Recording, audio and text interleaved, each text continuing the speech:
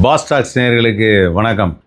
வாரம் இந்த மாதிரி நிறைய திரைப்படங்கள் ரிலீஸ் ஆகுது. திரைப்படம் ரிலீஸ் ஆகும்போது அதை பார்த்துட்டு ரிவ்யூ கொடுக்கலாமே அப்படின்னு சொல்லிட்டு நானும் ஆரம்பித்தேன். எனக்கு சினிமா பயங்கரமான ஒரு பேஷன். சினிமா ரொம்ப பிடிக்கும். சினிமாவில் என்ன மாதிரி நல்ல சினிமா பார்க்கணும், நல்ல கதைகள், திரைக்கதைகள் இருக்கணும், வசனம் இருக்கணும் அப்படின்னு நிறைய எதிர்பார்ப்பேன். அந்த வகையில் தான் எனக்கு இப்போல்லாம் ரிவ்யூ கொடுக்கறதுக்கு பயமாக இருக்குது. வழக்கமாக நான் ஒரு ரீசெண்டாக என்ன நினச்சேன், சரி பாசிட்டிவாக சொன்னால் யாரும் பார்க்குறதில்ல, சர்க்காஸ்டிக்காக சொல்லுவோன்னு சொல்லிட்டு சர்க்காஸ்டிக்காக சொன்னேன். அது ஒருத்தருக்கு பிடிக்காமல் போயிடுச்சு. அது யாருங்கிறதையும் நான் சொல்கிறேன். யாருங்கிறத சொல்லி ஒன்றும் இது இல்லை, ரொம்ப முக்கியமான ஒரு நபர் தான் அவர். ஸோ இந்த வாரம் ரிலீஸ் ஆன ஃபஸ்ட்டு அந்த விஷயத்துக்கு போட, இந்த வாரம் ரிலீஸ் ஆன ஒரு படம் அதுதான் பெரிய பப்ளிசிட்டி எதுவும் இல்லை, பெரிய எதிர்பார்ப்பு அப்படின்லாம் எதுவுமே இல்லாமல் அப்பப்போ 2-3 தடவை தான் போஸ்டே சோஷியல் மீடியாவில் வந்தது. விஸ்வநாதன் அண்ட் சன்ஸ் அப்படிங்கிற படம். இந்த படம் ஏன் அந்த மாதிரி நிறையா வரல, ஏன் இந்த மாதிரி நிறையா பப்ளிசிட்டி இல்லை அப்படின்னா, இது ஒரு தமிழ் தெலுங்கு பைலிங்குவல், அதாவது 2 மொழியிலுமே அந்த படம் ரிலீஸ் ஆகிருக்கு. காரணம் என்ன, அந்த படத்துடைய டைரக்டர் வெங்கி அட்லூரி, அதுக்கப்புறம் இந்த படத்துடைய producer Suryadevara Nagavamsi, and music by GV Prakash Kumar, Nimish Ravi cinematographer, Naveen Nooli அவர் எடிட்டர். இவங்க எல்லாமே கம்ப்ளீட் தெலுங்கு டீமு. அந்த படத்தில் நடிச்சிருந்தது சூர்யா சிவகுமார், ஆக்டர் சூர்யா, அதுக்கப்புறம் மமிதா பைஜு, அதுக்கப்புறம் ரவீனா டெண்டன், ராதிகா சரத்குமார், இவங்கெல்லாம் இந்த படத்தில் நடித்தது. காளி வெங்கட் ஒரு முக்கியமான கதாபாத்திரம், ஒரு சின்ன கதாபாத்திரம் வந்தாலும் பிரம்மாண்டமாக பண்ணியிருக்காப்புல அந்த கதாபாத்திரத்தை. வழக்கம் போல் என் நண்பனுங்கிறதுனால அடிக்கடி நான் சொல்லி ஆகணும். அதே மாதிரி இந்த படத்தில் நடித்த மற்ற ஆர்டிஸ்ட்டு அப்படின்னு பார்க்கும்போது வைபவ் அவங்க அண்ணன் சுனில் ரொம்ப நல்லா பர்ஃபார்ம் பண்ணியிருந்தார். இந்த படத்துடைய கதை அப்படின்னு பார்க்குறப்ப ஒரு தெலுங்கு ஃபீல் இருந்தது. இந்த படத்தில் ஒரு தெலுங்கு ஃபீல் இருந்தது. ஏன்னா தெலுங்கில் மட்டும்தான் இந்த மாதிரியான ஃபேமிலி கதைகள் வரும். ஆக்சுவலாக இன்றைக்கி இந்த படத்தை சத்யம் தேட்டரில் பார்த்தேன். சத்யம் தேட்டரில் பார்க்கும்போது காலையில் ஃபஸ்ட் ஷோ பார்க்குறேன். ஃபஸ்ட் ஷோ காலைல 9 மணிக்கு படம் பார்க்குறேன். தேட்டரில் கொஞ்சம் கம்மியான ஆடியன்ஸ் தான். ஏன்னா இப்போல்லாம் படம் நல்லா இருக்குன்னு சொன்னால் தான் நிறைய கூட்டங்கள் வர ஆரம்பிக்கும். அநேகமாக மத்தியானத்துலேருந்தே எனக்கு தெரிஞ்சு பிக்கப் ஆரம்பிச்சிருக்கோம். ஏன்னா அந்தளவுக்கு ரொம்ப ஒரு கிளாசிக்கான ஒரு ஃபிலிம். இந்த படத்தில் பெரிய ஒரு நெகட்டிவிட்டியோ, ஒரு என்ன சொல்கிறதுன்னா குழந்தைங்க பார்க்கக்கூடாத ஒரு விஷயமா அந்த மாதிரிலாம் எதுவும் இல்லை எனக்கு தெரிஞ்சு. உடனே இந்த படத்தில் 2 சீனை முக்கியமாக சொல்லுவாங்க. இதெல்லாம் எப்படி சார் குழந்தைங்க பார்க்கலாம் அப்படின்னு சொல்லி கேட்பாங்க. அதுக்கும் நான் பதில் சொல்கிறேன், அதுக்கும் நான் சொல்லிடுறேன். இந்த கதை ரொம்ப அருமையாக பண்ணியிருக்காரு வெங்கி அட்லூரி. ஃபஸ்ட்டு அவருக்கு பாராட்டுகள். கதை, திரைக்கதை, வசனம், டைரக்ஷன் எல்லாத்துக்கும் சேர்த்து. ஏன்னா ரொம்ப அழகாக ஒவ்வொரு சீனுமே ரொம்ப டிஃப்ரெண்ட்டாக வச்சுருக்காரு. ஒரு சீன் கூட நம்ம பார்த்த மாதிரி இல்லாமல் ஒரு அழகான டயலாகு, ஒரு அழகான ட்விஸ்ட்டு, அற்புதமான நடிப்பு. மமிதா பைஜுவை பாராட்டுறதா, ராதிகா அம்மாவை பாராட்டுறதா. ராதிகா அம்மா அவங்க being a daughter of M R Radha இல்லை, ப்ரூவ் பண்ணணும்லாம் அவசியமே கிடையாது. தாய் கிழவி படம் வந்தப்போ சொன்னாங்க, ராதிகா அம்மா அசத்திட்டாங்கன்னு. ராதிகா அம்மா அசத்துறதுக்கு அவ்வளோ பெரிய ரோல்லாம் தேவையில்லை. சின்னதாக ஒரு ரோல் இருந்தால் போதும், 2 சீன் இருந்தால் போதும், ஒரு ஷாட் இருந்தால் போதும், அதுலேயே அவங்க பட்டையை கிளப்பிடுவாங்க. அதுதான் ராதிகா மேமோட ஸ்பெஷல் அப்படின்னு சொல்லலாம். அதுக்கப்புறம் சைலண்ட்டாக ஒரு ஹெட்நாடோடு சேர்ந்து ஒரு அமைதியாக பேசுகிறது அப்படிங்கிறத சுனில் ரொம்ப நல்லா பண்ணுவாப்புல. நம்ம வைபவோட பிரதரு ரொம்ப கிளாசிக்காக பண்ணுவாப்புல. இந்த படத்தில் அற்புதமாக பண்ணியிருக்காரு. அண்ட் இந்த படத்தில் ரொம்ப நாள் கழித்து நான் நடுவில் நிறையா என்ன சொல்கிறதுன்னா திட்டுவேன், ரொம்ப கோச்சிப்பேன், ரொம்ப என்ன எப்படி பண்ணுறாரு அப்படின்லாம் யோசிப்பேன். வேறு யாரும் இல்லை, நம்ம சூர்யா சார் தான் சொல்கிறேன். ஏன் அப்படின்னா, நான் வளர்ந்து வர்ற அந்த டைமில் ரேடியோவில் ஆர்ஜேவாக இருக்கும்போது இல்லை, நான் ஏதாவது ஒரு ஷோ பண்ணேன்னா அந்த ஷோவில் சரியில்லை அது இதுன்னு கேட்டுட்டு கரெக்ட்லாம் பண்ணுவார்.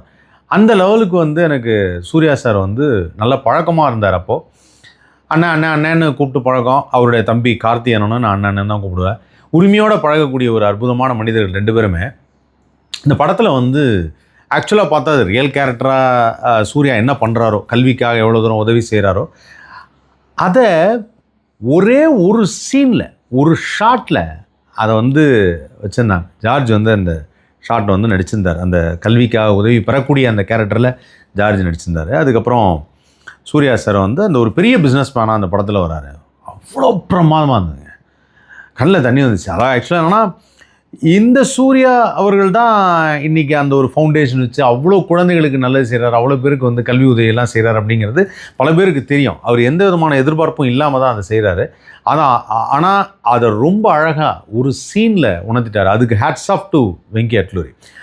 ரொம்ப ரொம்ப பிரமாதமாக பண்ணியிருந்தார் அந்த ஷாட்டை. அண்ட் 2வது சொல்லணும் அப்படின்னு பார்த்தீங்கன்னா, இந்த படத்தில் நான் பழைய சூர்யா ஒன்று பார்த்தேன் அப்படின்னு.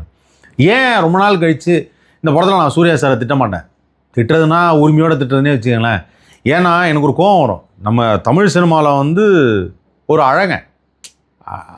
அழகன்னா ஒரு மாதிரி ரொம்ப க்யூட்டாக சிரித்தா அவ்வளோ அழகு, கண் அவ்வளோ அழகு அப்படிங்கிற மாதிரி ஜென்ரலாக சொல்லுவாங்க. ஆம்பளையே பார்த்தா ஆம்பளைக்கு லவ் வருவேன் அப்படின்னாலும் அந்த மாதிரி ஒரு ஆர்டிஸ்ட் தான் சூர்யா.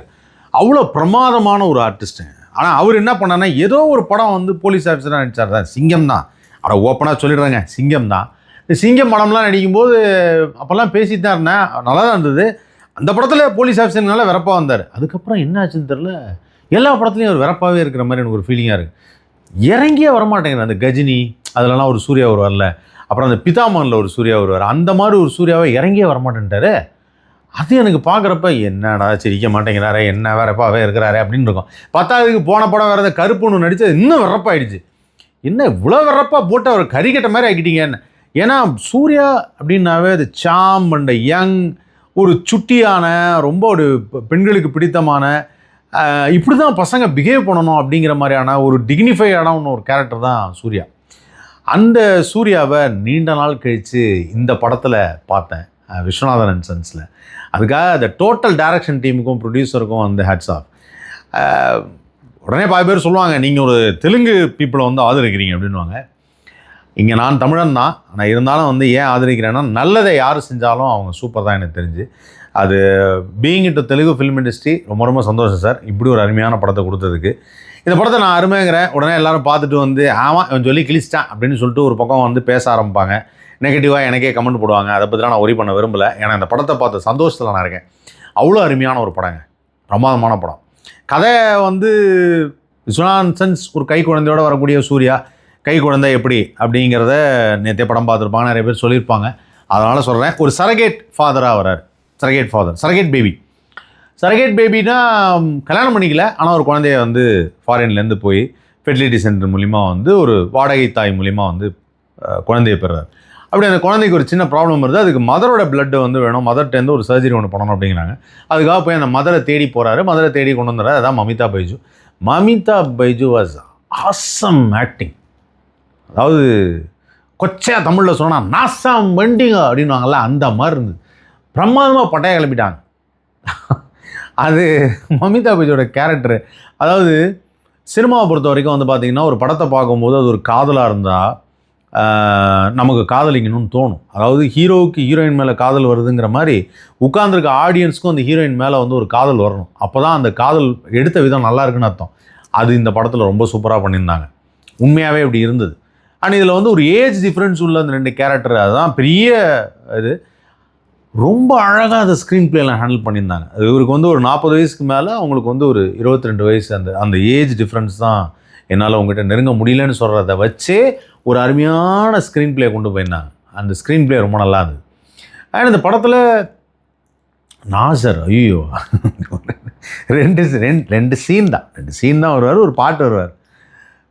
அது ஒரு கிரேட் ஆக்டர் தெரியுமா. நாசர் வந்து ஆக்சுவலாக வில்லனாக பார்த்துருப்போம். இப்போல்லாம் நிறைய காமெடி நிறைய படங்கள் பண்ணுறாரு. பட் இருந்தாலும் இந்த சீனுக்கான ட்விஸ்ட்டு, டேரக்டருடைய டச் என்னென்னா, ஒரு ஷாட் வைக்கிறோம் அப்படின்னா அந்த ஷாட்டில் ஒரு சின்ன ட்விஸ்ட் இருக்கணும், ஏதாவது ஒன்று புதுசாக இருக்கணும் அப்படிங்கிறதுல ரொம்ப கவனம் செலுத்தியிருக்கார்.